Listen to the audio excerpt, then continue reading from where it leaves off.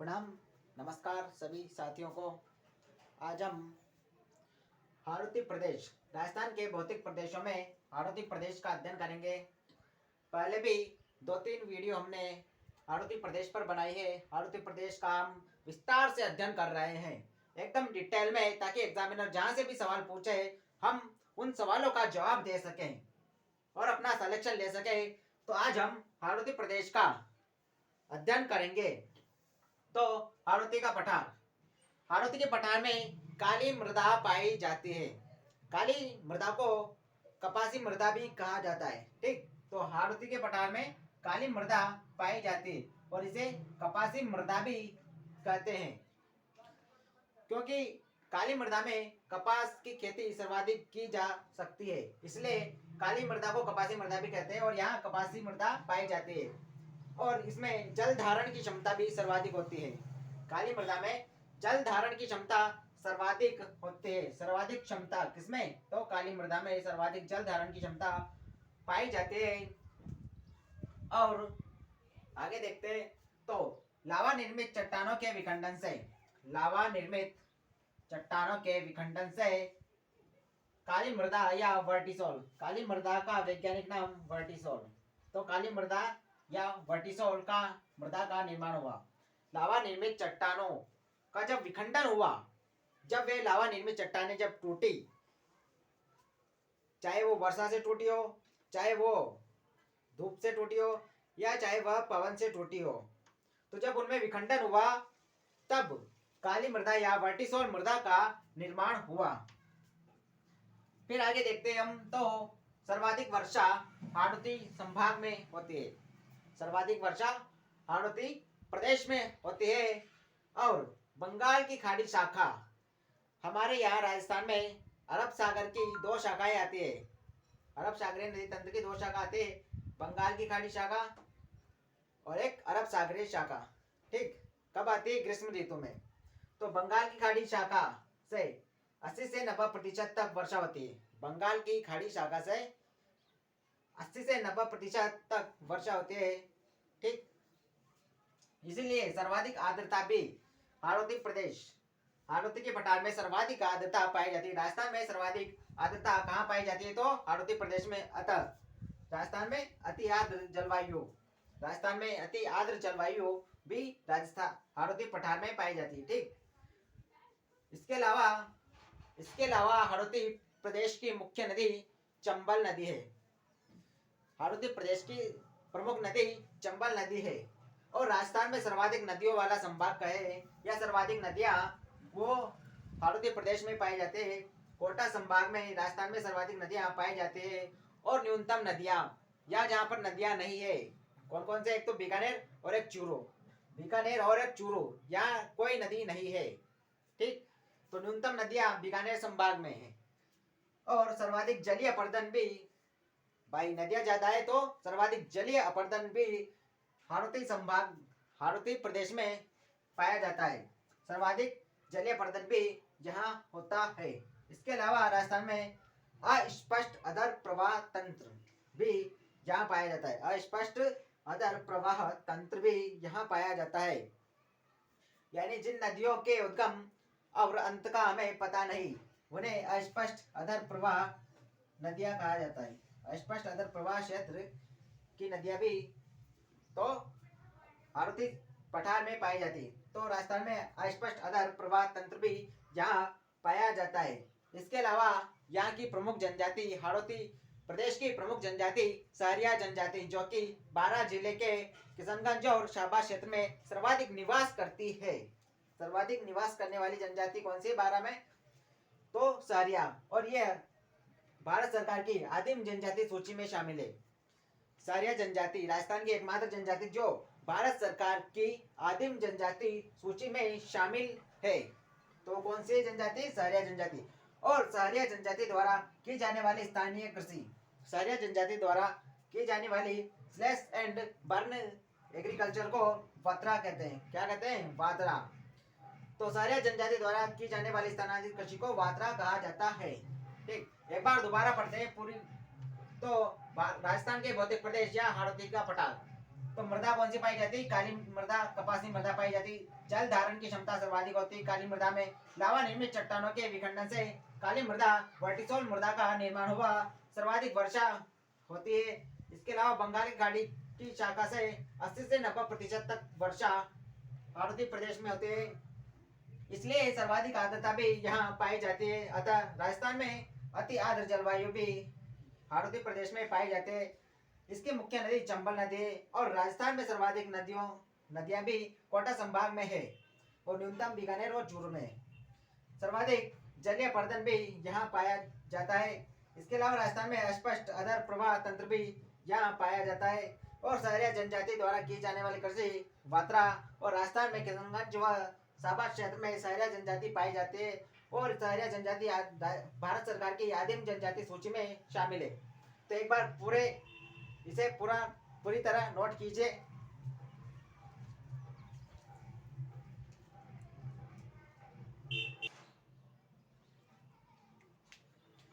तो हम हाड़ौती के पठार के बारे में चर्चा कर रहे थे। अब हाड़ौती के पठार में मुख्य मेला, हाड़ौती के पठार का मुख्य मेला, तो मुख्य मेला हाड़ौती के पठार का कौन है? तो सीताबाड़ी केलवाड़ा में सहरिया जनजाति का कुंभ इसे कहा जाता है। सीताबाड़ी का मेला केलवाड़ा में लगता है और सहरिया जनजाति का कुंभ किसे कहा जाता है? तो एक महत्वपूर्ण सवाल, तो सीताबाड़ी के मेले को सहरिया जनजाति का कुंभ कहा जाता है। सहरिया जनजाति का कुंभ सीताबाड़ी मेले को कहा जाता है। ठीक। अब हाड़ौती प्रदेश की मुख्य फसलें कौन कौन से है? हाड़ौती प्रदेश की मुख्य फसलें गन्ना है, संतरा है, धनिया है और सोयाबीन। ये हाड़ौती प्रदेश की मुख्य फसलें हैं। झालावाड़ को राजस्थान का नागपुर कहा जाता है। क्यों कहा जाता है? क्योंकि नागपुर में सर्वाधिक संतरों का उत्पादन होता है। तो उसी प्रकार झालावाड़ में भी सर्वाधिक संतरों का उत्पादन होता है, इसलिए राजस्थान का नागपुर झालावाड़ को कहा जाता है। इसके अलावा औद्योगिक क्षेत्र, कोटा को औद्योगिक नगरी कहा जाता है। कोटा को राजस्थान की औद्योगिक नगरी कहा जाता है क्योंकि यहाँ पर इंद्रप्रस्थ औद्योगिक क्षेत्र स्थित है। कोटा में इंद्रप्रस्थ औद्योगिक क्षेत्र स्थित है, इसलिए कोटा को राजस्थान की औद्योगिक नगरी कहा जाता है। सर्वाधिक सोयाबीन का उत्पादन 12 जिले में होता है। ठीक, अपने 12 जिले में सर्वाधिक सोयाबीन का उत्पादन होता है। इसके अलावा हम देखते हैं हाड़ौती प्रदेश का वर्गीकरण। तो हाड़ौती प्रदेश को भी 2 भागों में बांटा गया है। कितने भागों में? 2 भागों में हाड़ौती प्रदेश को बांटा गया है। एक विंध्यन कगार क्षेत्र और दूसरा दक्कन का पठार। एक विंध्यन कगार क्षेत्र और दूसरा दक्कन का पठार। अब इस विंध्य कगार क्षेत्र को भी 3 भागों में बांटा गया है। विंध्यन कगार क्षेत्र को भी 3 भागों में बांटा गया है। एक अर्धचंद्राकार पहाड़ियां, दूसरा नदी निर्मित जो मैदान है और तीसरा जो शाबाद उच्च भूमि क्षेत्र है हमारे। तो विंध्य कगार क्षेत्र को भी 3 भागों में बांटा गया है। अर्धचंद्राकार पहाड़ियां, नदी निर्मित मैदान और शाबाद उच्च भूमि क्षेत्र। इसके अलावा दक्कन के पठार को भी 2 भागों में बांटा गया है। एक तो झालावाड़ का पठार और एक ढग गंगाधर प्रदेश। ठीक, तो विंध्य कगार क्षेत्र के बारे में, जैसे ये विंध्याचल पर्वत है, विंध्याचल पर्वत एमपी से झारखंड के मध्य विस्तृत है और विंध्याचल पर्वत भारत को 2 भागों में विभाजित करता है, एक उत्तरी भारत और एक दक्षिणी भारत। विंध्याचल पर्वत भारत को 2 भागों में विभाजित करता है, उत्तरी भारत और दक्षिणी भारत। यह मध्य प्रदेश से झारखंड के मध्य विस्तृत है विंध्याचल पर्वत। तो एक बार पुनः देखते हैं, सीताबाड़ी का मेला केलवाड़ा में लगता है और सहरिया जनजाति का कुंभ इसे कहा जाता है। यहाँ की मुख्य फसलें गन्ना, संतरा राजस्थान का नागपुर, झालावाड़ को सोयाबीन, धनिया। कोटा राजस्थान की औद्योगिक नगरी कहा जाता है कोटा को, क्योंकि यहाँ इंद्रप्रस्थ औद्योगिक क्षेत्र स्थित है। इसके अलावा सोयाबीन का सर्वाधिक उत्पादन 12 में होता है। हाड़ौती के पठार को 2 भागों में बांटा गया है, विंध्य कगार क्षेत्र और एक दक्कन का पठार। ठीक, अब इस विंध्य कगार क्षेत्र को भी 3 भागों में बांटा गया है। अर्ध चंद्राकार पहाड़ियां, नदी निर्मित मैदान, इसके अलावा शाबाद उच्च भूमि क्षेत्र। ठीक। अब दक्कन के पठार को भी 2 भागों में बांटा गया है। झालावाड़ का पठार और एक डग गंगधर प्रदेश, डग गंगधर प्रदेश। एमपी से लगाकर झालावाड़ के मध्य विंध्याचल पर्वत विस्तृत है, फैला हुआ है और यह भारत को 2 भागों में विभाजित करता है, एक उत्तरी भारत और एक दक्षिणी भारत। तो पहले इसे नोट कीजिए, फिर आगे चलते हैं।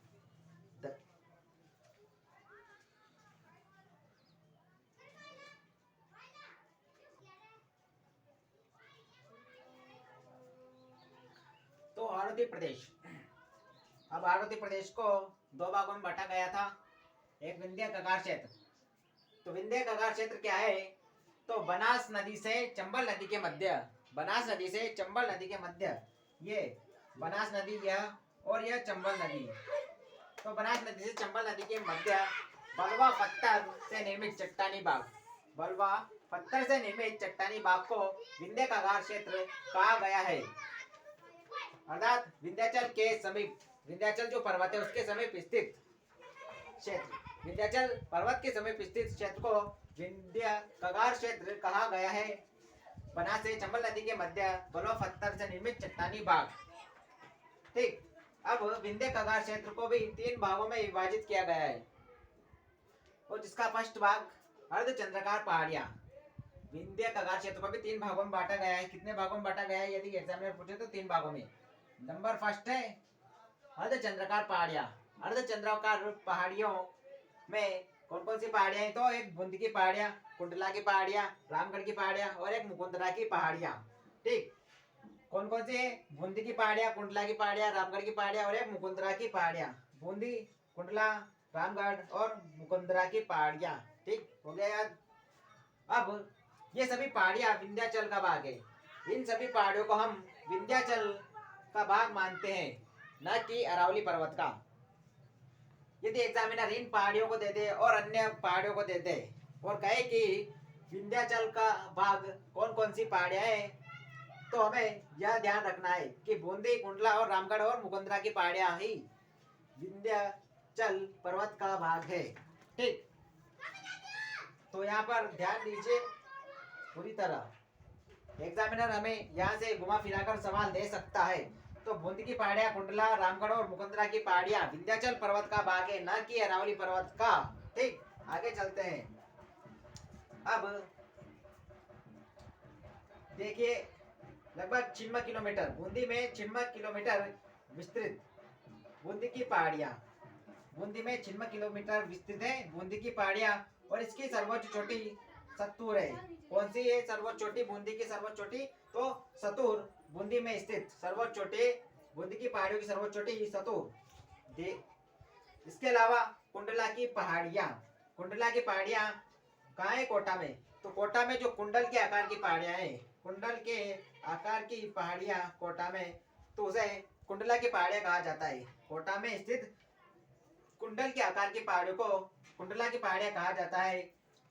इसके अलावा बूंदी से 12 के मध्य, बूंदी से 12 के मध्य, बूंदी से 12 के मध्य पहाड़ियों को रामगढ़ की पहाड़ियां कहा जाता है और ये घोड़े के नाल की आकार की पहाड़ियां है। बूंदी से 12 के मध्य घोड़े के नाल के आकार की पहाड़ियों को, ठीक, और जिसे हॉर्स शू भी कहा जाता है। तो बूंदी से 12 के मध्य स्थित पहाड़ियां घोड़े के नाल के आकार की पहाड़ियां है। यदि एक जिला पूछे तो हमें बूंदी लिखना है, यदि एक जिला पूछे तो हमें क्या? बूंदी। ठीक। तो रामगढ़ की पहाड़ियां घोड़े के नाल के आकार की पहाड़ियां कहाँ पाई जाती है? तो बूंदी से 12 के मध्य, और यदि पर्टिकुलर वह जिला पूछता है तो बूंदी। अब रामगढ़ की पहाड़ियों का निर्माण, घोड़े के नाल के आकार की पहाड़ियों का निर्माण कैसे हुआ? तो खगोलीय घटना उल्कापात से। जब उल्का पिंड पृथ्वी पर गिरता है तो उस घटना को उल्कापात कहते हैं। तो रामगढ़ की पहाड़ियां घोड़े के नाल के आकार की पहाड़ियों का निर्माण खगोलीय घटना उल्कापात से हुआ। और रामगढ़ की पहाड़ियों को राजस्थान का पहला जियो हेरिटेज स्थल कहा जाता है। राजस्थान का पहला जीरो हेरिटेज स्थल कौन सा है? तो रामगढ़ की पहाड़ियां राजस्थान का पहला जीरो हेरिटेज स्थल घोषित है। ठीक, एक बार दोबारा याद करते तो विंध्य कगार क्षेत्र बनास से चंबल नदी के मध्य बलुआ पत्थर से निर्मित चट्टानी भाग अर्थात विंध्याचल पर्वत के समीप स्थित क्षेत्र को विंध्य कगार क्षेत्र कहा जाता है। विंध्य कगार क्षेत्र कहा जाता है और इसे भी 3 भागों में बांटा गया है। एक अर्धचंद्राकार पहाड़ियां, तो प्रथम अर्धचंद्राकार पहाड़ियां, तो इसमें भी बूंदी की पहाड़ी, कुंडला की पहाड़ी, रामगढ़ की पहाड़ियां, मुकुंदरा की पहाड़ियां, इनको शामिल किया गया है। और ये सभी पहाड़ियां विंध्याचल पर्वत का भाग है, न कि अरावली पर्वत का। इसके अलावा बूंदी में 96 किलोमीटर जो ये पहाड़ियां है, बूंदी में 96 किलोमीटर पहाड़ियां, बूंदी की पहाड़ियां, इनकी प्रमुख चोटी तो सतुर। फिर कोटा में स्थित कुंडल के समान पहाड़ियां, कुंडला की पहाड़ियां, ठीक, और रामगढ़ की पहाड़ियां तो बूंदी से 12 के मध्य स्थित घोड़े के नाल के आकार की पहाड़ियां, जिसे हॉर्स शू भी कहा जाता है। तो इसका निर्माण खगोलीय घटना उल्का पिंड के गिरने से, उल्कापात से इसका निर्माण हुआ। इसके अलावा राजस्थान का पहला जियो हेरिटेज स्थल कौन सा है? तो रामगढ़ की पहाड़ियां। ठीक, उतारे एक बार सभी को।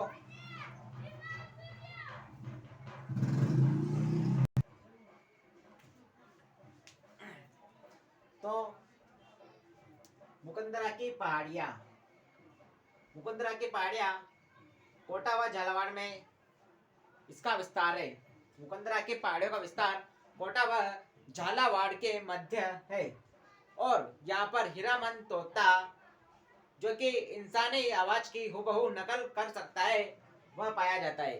तो हीरामन तोता राजस्थान में कहाँ पाया जाता है? तो झालावाड़ या मुकुंदरा की पहाड़ियों में पाया जाता है। इसके अलावा अब यह मुकुंदरा की पहाड़ियां, ठीक, यह मुकुंदरा की पहाड़ियां। अब हम पढ़ते हैं हाड़ौती में स्थित प्रमुख दर्रे या नाल। तो हाड़ौती में दर्रे किसे कहते हैं? तो पहाड़ियों के मध्य, पहाड़ियों पर्वतों के मध्य स्थित संकीर्ण मार्ग, पहाड़ियों पर्वतों के मध्य स्थित संकीर्ण मार्ग को दर्रे या नाल कहा जाता है या घाट भी कहा जाता है। तो दर्रे, तो कौन कौन से दर्रे हैं हाड़ौती में? एक बूंदी दर्रा, एक जैतवास दर्रा, एक रामगढ़ खटगढ़ दर्रा, रामगढ़ खटगढ़ दर्रा और एक लाखेरी दर्रा। ठीक, तो ये 4 प्रमुख दर्रे हैं हाड़ौती प्रदेश में। यहाँ से हमसे तुलनात्मक प्रश्न किया जा सकता है। 4 दर्रे वह यहाँ के या 3 दर्रे वह यहाँ के दे देगा और एक दर्रा अरावली का दे देगा, जैसे हाथी दर्रा है, या फिर भारत में से स्थित कोई दर्रा दे देगा। ठीक, तो ध्यान रखिए हाड़ौती में स्थित प्रमुख दर्रे बूंदी, जैतवास, रामगढ़ खटगढ़ दर्रा और एक लाखेरी दर्रा, जो कि हाड़ौती प्रदेश में स्थित है। ठीक, अब हम पढ़ते हैं नदी निर्मित मैदान। नदी निर्मित मैदान, तो हाड़ौती में कोटा व बूंदी में चंबल व उसकी सहायक नदियों द्वारा जल और मृदा से निर्मित मैदान को नदी निर्मित मैदान कहा जाता है। यह चंबल नदी और चंबल नदी व उसकी सहायक नदियां, चंबल नदी व उसकी सहायक नदियों द्वारा निर्मित जल और मृदा से युक्त मैदान को नदी निर्मित मैदान कहा जाता है। ठीक, इसके अलावा तीसरा भाग है विंध्य कगार क्षेत्र का तीसरा भाग, शाबाद उच्च भूमि क्षेत्र। शाबाद उच्च भूमि क्षेत्र, तो शाबाद उच्च भूमि क्षेत्र कहाँ है? ये तो 12 के दक्षिण पूर्व में स्थित, यह 12 और 12 के दक्षिण व पूर्व में स्थित 450 मीटर उच्च भूमि क्षेत्र, 450 मीटर उच्च भूमि क्षेत्र कहाँ पर? झालावाड़ के दक्षिण और पूर्व में, दक्षिण व पूर्व में शाबाद उच्च भूमि क्षेत्र पाया जाता है। ठीक, 12 के दक्षिण पूर्व में शाबाद उच्च भूमि क्षेत्र पाया जाता है। तो एक बार दोबारा देखते हैं, मुकुंदरा की पहाड़ियां कोटा व झालावाड़ में विस्तार इसका और हीरामन तोता यहाँ पर पाया जाता है। इसके अलावा दर्रा, तो हाड़ौती में प्रमुख रूप से 4 दर्रे पाए जाते हैं, बूंदी दर्रा, लाखेरी दर्रा, जैतवास दर्रा और रामगढ़ खटगढ़ दर्रा। ठीक, बूंदी, जैतवास, रामगढ़ खटगढ़ और लाखेरी दर्रा। अब नदी निर्मित मैदान विंध्य कगार क्षेत्र का दूसरा भाग नदी निर्मित मैदान। तो कोटा व बूंदी में चंबल व उसकी सहायक नदियों द्वारा निर्मित जल और मृदा से युक्त मैदान। तो ये चंबल नदी और उसकी सहायक नदियों द्वारा निर्मित जल और मृदा से निर्मित मैदान को नदी निर्मित मैदान कहा जाता है। इसके अलावा शाहबाद उच्च भूमि क्षेत्र। अब ये शाहबाद की सबसे प्रमुख सबसे ऊंची चोटी, शाहबाद की सबसे ऊंची चोटी तो है कांबा। क्या है? कांबा। तो शाहबाद की सर्वोच्च चोटी, शाहबाद की सर्वोच्च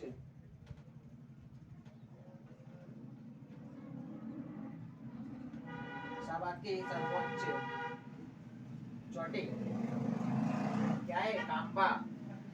कांबा। शाहबाद की सर्वोच्च चोटी कांबा। ठीक है। तो शाहबाद क्षेत्र की सर्वोच्च चोटी कौन सी? कांबा। ठीक है। तो शाहबाद उच्च भूमि क्षेत्र 12 के दक्षिण पूर्व में स्थित है। शाहबाद उच्च भूमि क्षेत्र और यहाँ की प्रमुख चोटी तो कांबा। ठीक, लिखिए इसे एक बार कॉपी में।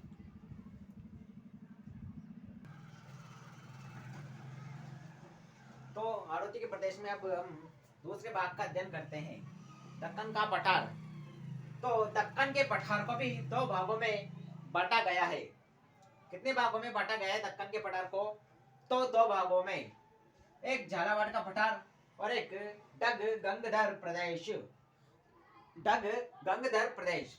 तो दक्कन का पठार या झालावाड़ का पठार, तो यह मालवा के पठार का क्या है? उत्तरी भाग। दक्कन का पठार जो मालवा का पठार है उसका उत्तरी भाग क्या है? झालावाड़ का पठार या दक्कन का पठार। ठीक। तो अब पढ़ते हैं डग गंगधर प्रदेश। डग गंगधर प्रदेश जो कि झालावाड़ के दक्षिण और पश्चिम में स्थित, झालावाड़ के दक्षिण पश्चिम में स्थित उच्च भूमि, झालावाड़ के दक्षिण पश्चिम में स्थित 350 मीटर उच्च भूमि क्षेत्र को डग गंगधर प्रदेश कहा जाता है। ठीक। तो राजस्थान के भौतिक प्रदेश में हमने हाड़ौती पठार का अध्ययन किया। झालावाड़ का पठार, दक्कन का पठार यह झालावाड़ में स्थित है मुख्यतः, और यह मालवा के पठार का उत्तरी भाग है। इसके अलावा डग गंगधर प्रदेश जो कि झालावाड़ के दक्षिण पश्चिम में 350 मीटर उच्च भूमि क्षेत्र को डग गंगधर प्रदेश कहा जाता है। तो आज के लिए बस इतना ही। आगे राजस्थान के भौतिक प्रदेशों का अध्ययन करेंगे। और यदि आपको यह वीडियो अच्छी लगी, यदि आपको कुछ जानकारी मिली, तो हमारे चैनल को लाइक कीजिए, सब्सक्राइब कीजिए और अपने दोस्तों और रिश्तेदारों को भी यह वीडियो शेयर कीजिए ताकि वे भी अधिक से अधिक आनंद उठा सके और अपना सिलेक्शन एग्जाम में ले सके। तो धन्यवाद।